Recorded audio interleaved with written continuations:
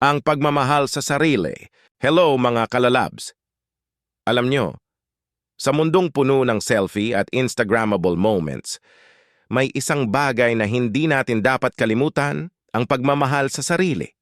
Pagdating sa pagmamahal sa sarili, parang shopping spree sa mall. Daming options pero minsan hindi mo alam kung ano talaga ang maganda sa'yo. May mga araw na parang Gucci ka, feeling nasa itaas. May mga araw na parang ukay-ukay lang. Pero ang pinakamalupit sa lahat ay yung self-care routine.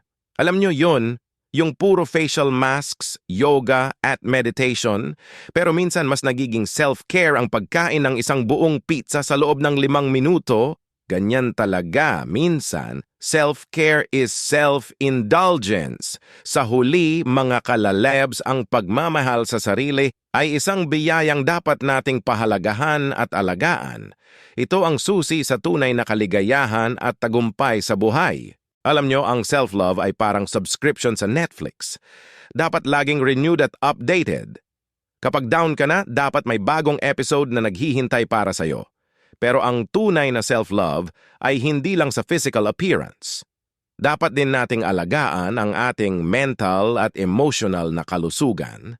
Parang wifi signal lang yan. Kailangan laging strong at stable para hindi mawalan ng connection sa sarili at sa iba. At sa huli, huwag nating kalimutan na ang pagmamahal sa sarili ay hindi lang dapat tuwing Valentine's Day, dapat araw-araw. Kaya't kapag may mga pagkakataon na feeling mo, wow, I love myself, huwag mong pigilan, ipakita mo yan at ipagmalaki mo.